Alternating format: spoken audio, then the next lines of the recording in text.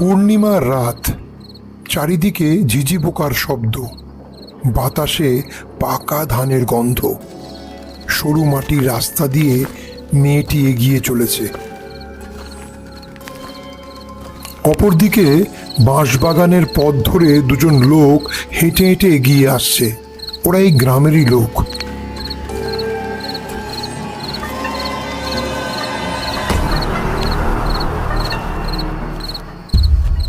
হঠাৎ মেয়েটিকে দেখতে পেয়ে দুজনেই থমকে দাঁড়ায়, যেন না চাইতেই বৃষ্টি।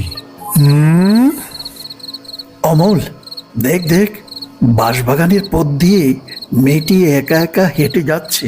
আমার মনে হয় মেয়েটি তোদের গ্রামেরই হবে।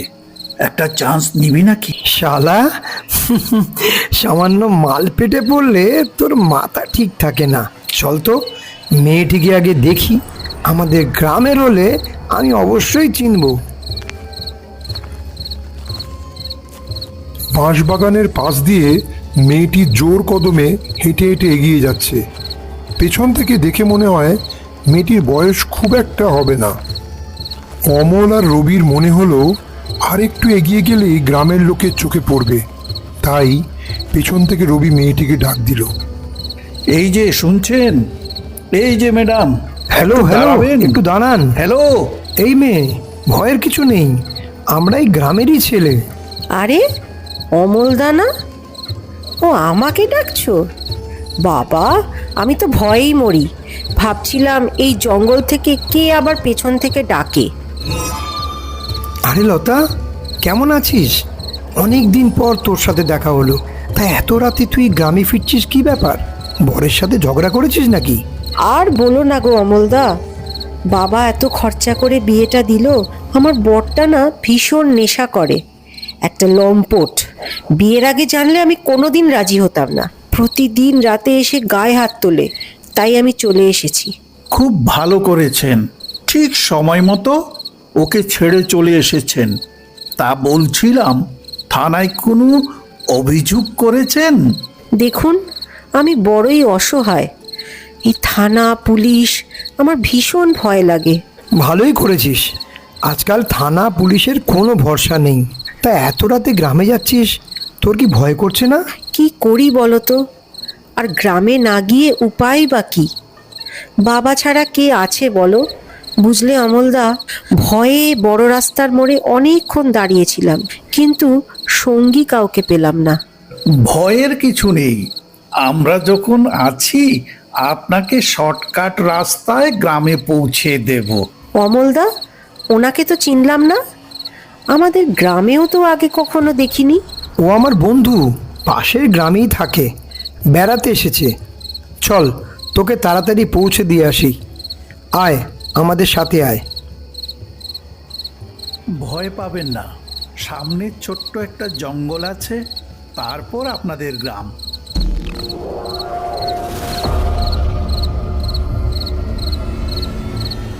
কোনো প্রয়োজনে আপনি চাইলে আমাদেরকে ডাকতে পারেন, আমরা সব সময় রেডি আছি।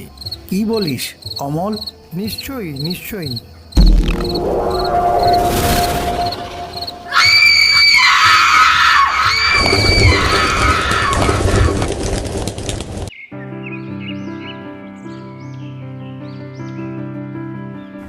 পরের দিন গ্রামের একটি ছেলে জঙ্গলে কাঠ আনতে গিয়ে লতার দেহ গাছে ঝুলে আছে দেখতে পায়।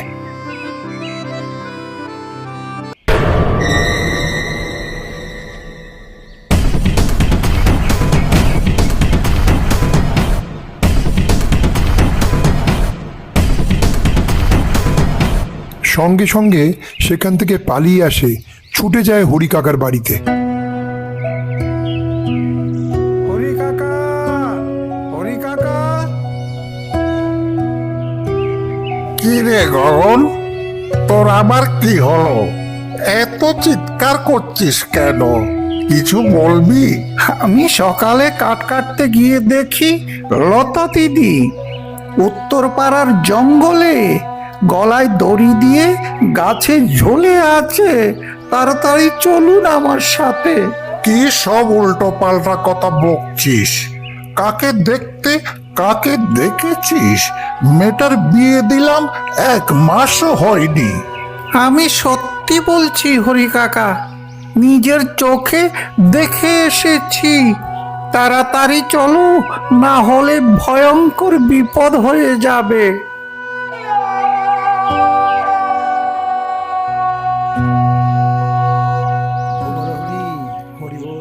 বিকেলের দিকে হরিবাবু নিজের মেয়েকে নিয়ে শ্মশানের দিকে যাচ্ছেন। দূরে দাঁড়িয়ে রবি আর অমল সব দেখছিল। মনে হয় মেয়েটাকে নিয়ে শ্মশানে যাচ্ছে। থানা পুলিশ হলো কিনা কি করে জানবি? আমাদের কিছুদিন সাবধানে থাকতে হবে, কি বুঝলি?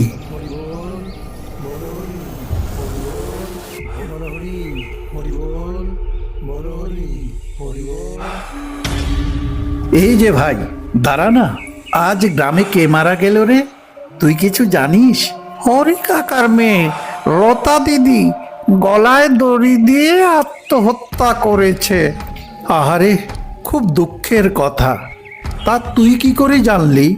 আরে দাদা, সকালে আমি জঙ্গলে কাঠ কাটতে গিয়ে দেখি, তারপর গ্রামের সবাইকে বলি। তাই নাকি?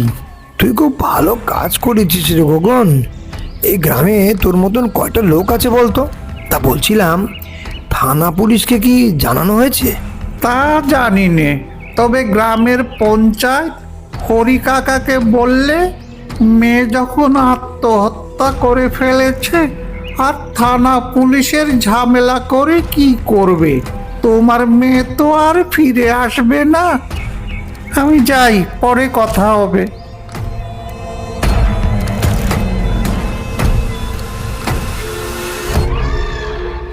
যাক বাবা, বাঁচা গেল। তবে কি জানিস, তুই মেয়েটাকে না মারলেও পারতি। গ্রামের মেয়েরা লাজ লজ্জায় ওসব কথা কাউকে বলতে চায় না। তখন দেখলি না মেয়েটি কিভাবে চিৎকার করছিল? রাগে নেশার ঘুরে একেবারে যা করার করে ফেলেছি। শোন, যা হওয়ার হয়ে গেছে, এখন এসব ভেবে লাভ নেই। তবে কিছুদিন আমাদেরকে ভেবে চিন্তে চলতে হবে। ভাগ্যিস কাল রাতে আমরা গ্রামের কারো চোখে পড়িনি, তাহলে নিশ্চয়ই সন্দেহ করত। কি বলিস? ছাড় না ওসব কথা, এবার চল গেদার বাড়ি যাই। ওর ঘরে না সব সময় মাল থাকে, ওকে পটিয়ে একটু মাল খাবো আর এই গ্রামের সব খবরাখবর নেব। চল।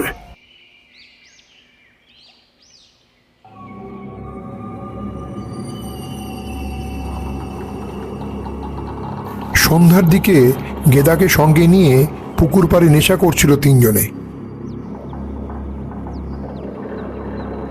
অমল, বন্ধুকে নিয়ে এসেছিস? যত খুশি খা, বোতলের কোনো টেনশন নেই।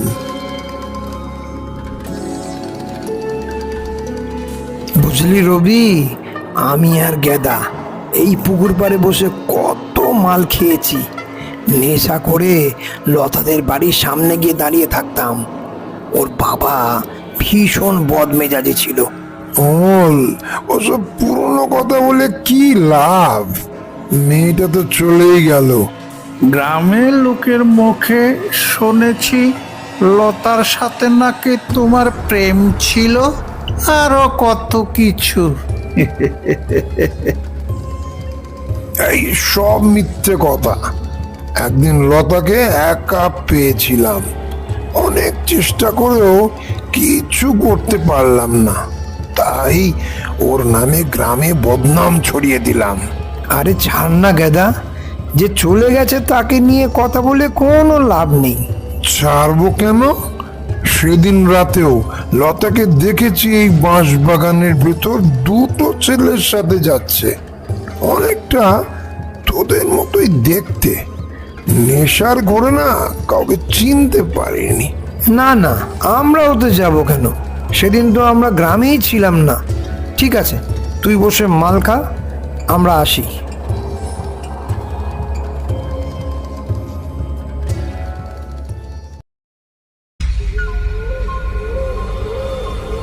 ফুল তুলিতে বনে এলাম, ভাগ্যে তোমার দেখা পেলাম। ফুল তুলিতে বনে এলাম, ভাগ্যে তোমার দেখা।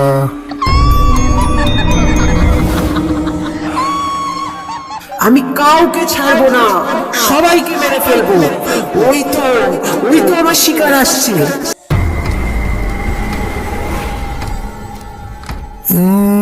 নেশার লাঠি ঝিম ধরেছে। এই যে দিদিমণি, হ্যালো, এদিকে।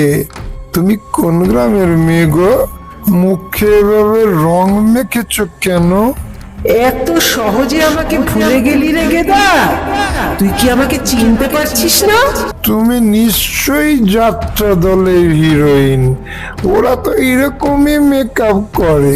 আমি হলাম তোর হরি কাকার মেয়ে লতা।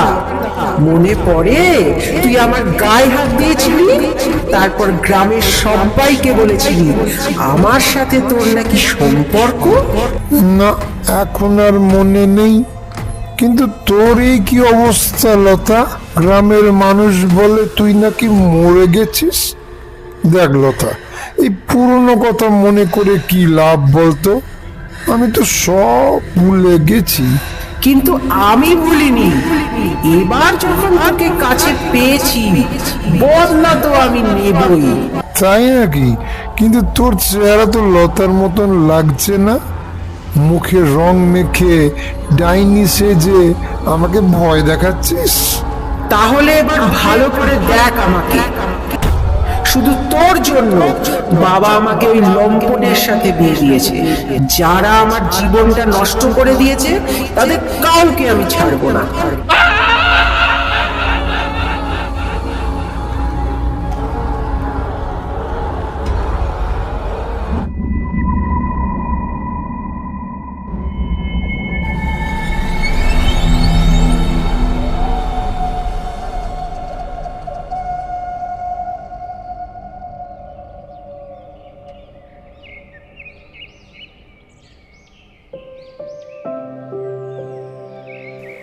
অমল, অমল, তাড়াতাড়ি ওঠ, কথা আছে।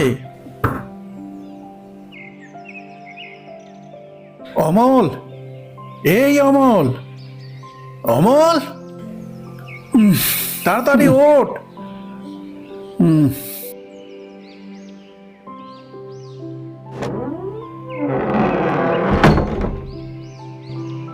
কি রে রবি, এই সাত সকালে আমার বাড়িতে মাল খাবি নাকি? রাখ তোর মাল। এদিকে কাণ্ড ঘটে গেছে। গেদাকে পুকুর ঘাটে রেখে আমরা চলে এসেছিলাম, সে কথা মনে আছে তোর? সে তো সবাই জানে, হেয়ালি করিস না। আসল কথাটা কি তাড়াতাড়ি বলে ফেল। জঙ্গলে গেদার লাশ পাওয়া গেছে, গলায় দড়ি দিয়ে গাছে ঝুলেছিল। পুলিশ এসে লাশ থানায় নিয়ে গেছে।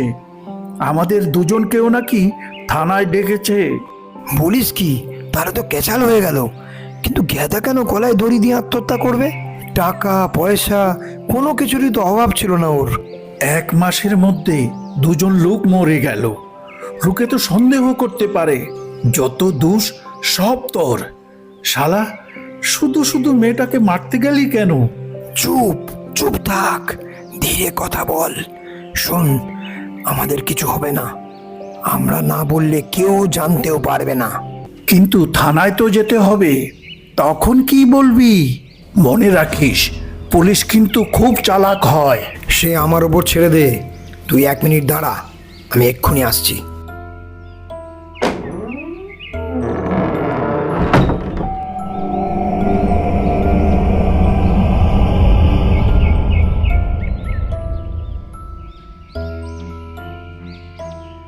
অমল আর রবি থানা থেকে বেরিয়ে আসে।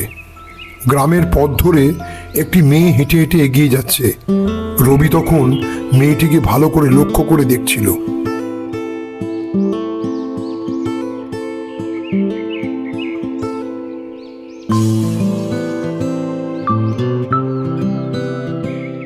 আরে, এই মেয়েটাকে তোদের গ্রামে আগে কখনো দেখিনি। একদম হিরোইনের মতো দেখতে। অমল, তুই চিনিস নাকি? এখন মেয়েদের ভূত মাথা থেকে সরিয়ে দে, না হলে কিন্তু বড় বিপদে পড়ে যাবি। আজ অল্পের জন্য ফেসে যেতাম। তোকে কতবার বলেছি না, সব সময় চুপ থাকবি। থানায় যা বলার আমি বলবো। বড় বাবু এক কথা বারবার ঘুরিয়ে প্রশ্ন করছে। আমি শালা ঘাবড়ে গেছিলাম। আরে এত ভয় পেলে চলে না, সত্যি কথা আমরা তো গ্যাদাকে মারিনি, গ্যাদা আত্মহত্যা করেছে। কেন করেছে আমরা কিছুই জানি না। সে না হয় বুঝলাম, কিন্তু গেদা আত্মহত্যা করতে গেল কেন কোনোভাবেই আমার মাথায় আসছে না। তাও আবার সেই জঙ্গলে। শোন রবি, এখন বাড়ি থেকে কয়দিন বের হবি না, আমাদের গ্রামেও আসার দরকার নেই। কি বললাম বুঝতে পেরেছিস তো? তোকে একটা কথা বলা হয়নি। উত্তর পাড়ার যতীন খুড়ো বলছিল জঙ্গলে নাকি সাদা শাড়ি পরা একটি মেয়েকে দেখেছে, রাতের অন্ধকারে একা একা ঘুরে বেড়ায়, গুনগুনিয়ে গান গায়। আরে বোকা, ওসব কিছু হয় না। নানা কথা বলে গ্রামের মানুষদেরকে ভয় দেখিয়ে ওরা মজা পায়। যা এখন বাড়ি যা।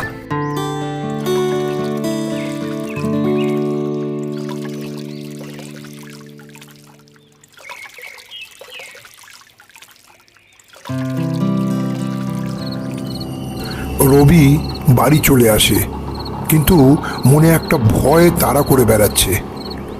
আজ পূর্ণিমার রাত, কিন্তু অদ্ভুতভাবে চারিদিক কুয়াশায় ভরে গেছে। বাইরে ঝিঝি পোকার শব্দ যেন আজ অস্বাভাবিক জোরে শোনা যাচ্ছে। নানা ভাবনায় রবি ঘুমিয়ে পড়ে।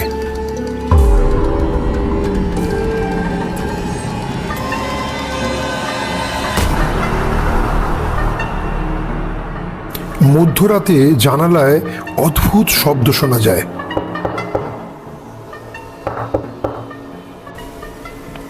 রবির চোখে তখন গভীর ঘুম। হঠাৎ পিছনের জানালা নিচ থেকেই খুলে যায়।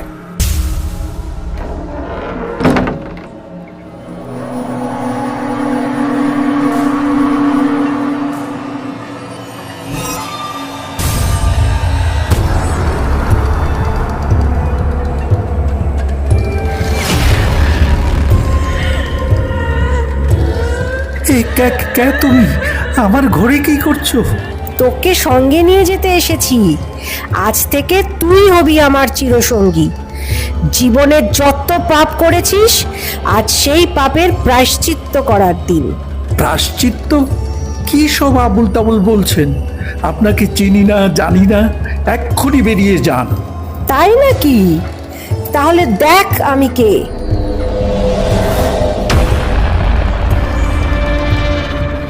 এবার নিশ্চয়ই চিনতে পেরেছিস। লতা? ওরে বাবারে লতা, জানি সেদিন নেশা করে ভুল করে ফেলেছি। এ দেখ, আমার কোনো দোষ নেই, যত দোষ ওই অমল হারামজাদার। শেষবারের জন্য আমাকে ক্ষমা করে দে, আর কোনোদিন এমনটি হবে না। পাপের শাস্তি তো তোকে পেতেই হবে। চল আমার সঙ্গে। আমাকে ছেড়ে দে, আর কোনোদিন পাপ করব না। আহ আহ আহ লতা, লতা, বাঁচাও, বাঁচাও। নানান অশান্তিতে প্রায় রাতেই অমলের ঘুম আসে না। তাই ভাবছে কয়দিনের জন্য মোহনপুরে মামার বাড়িতে চলে যাবে। ঠিক এমন সময় গগনকে দেখতে পায়। নিশ্চয়ই এটা ডাইনির কাজ। গ্রামে আর বেশি দিন থাকা যাবে না। কি রে গগন, হেঁটে হেঁটে কার সাথে কথা বলছিস? সব কিছু ঠিকঠাক আছে তো? আর বলো না গো অমলদা, গ্রামে কালো ছায়া পড়েছে, এক এক করে সবাই মারা পড়েছে। ভাবছি কয়দিনের জন্য শহরে চলে যাব। কি বলছিস? আজ আবার কে মারা গেল? কেন, তুমি জানো না কিছু? মোহনপুরের রবিদা, তোমার বন্ধু, গত রাতে ঘরে গলায় দড়ি দিয়ে আত্মহত্যা করেছে। যাও, তা না হলে ওর লাশটাও দেখতে পাবে না। এই, সত্যি বলছিস তো? খবরটা শুনে অমল আর নিজেকে ধরে রাখতে পারে না, তাড়াতাড়ি মোহনপুর চলে যায়। ততক্ষণে রবিকে শ্মশানঘাটে নিয়ে যাওয়া হয়েছে। চিতার আগুন দাউ দাউ করে জ্বলছে। তার চাইতে বেশি কষ্ট অমলের মনে। একমাত্র প্রাণের বন্ধু রবি অসময়ে চলে গেল। কেন সে আত্মহত্যা করলো প্রশ্নটি ওকে বারবার মনের মধ্যে নাড়া দিচ্ছে। তাই সিদ্ধান্ত নিল আজ এই গ্রাম ছেড়ে চলে যাবে। এখন এই গ্রামে কেউ নিরাপদ নয়।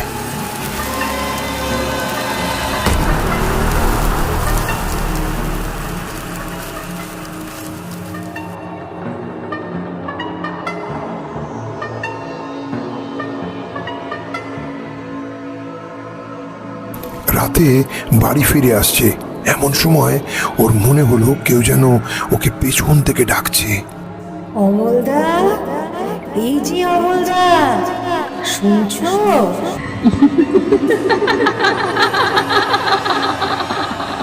কে ডাকে আমাকে এই অসময়ে? কণ্ঠটা খুব চেনা চেনা লাগছে। অমলদা, ও অমলদা, তুমি কি গ্রাম ছেড়ে চলে যাচ্ছ? কে কে ডাকে? সামনে এসে বলছি। আমাকে ভয় দেখিয়ে কোনো লাভ নেই। আমি জানি তুমি সবাইকে খুন করেছো। ভয় তুমি পাবে, আমি তোমাকে ভয় পেতে বাধ্য করব। তোমাকে এমন শাস্তি দেব তুমি কল্পনাও করতে পারবে না। তোদের মতো পাপীদের বাঁচার কোনো অধিকার নেই। আজ তোকে মেরে আমি চিরদিনের মতো মুক্তি পাবো।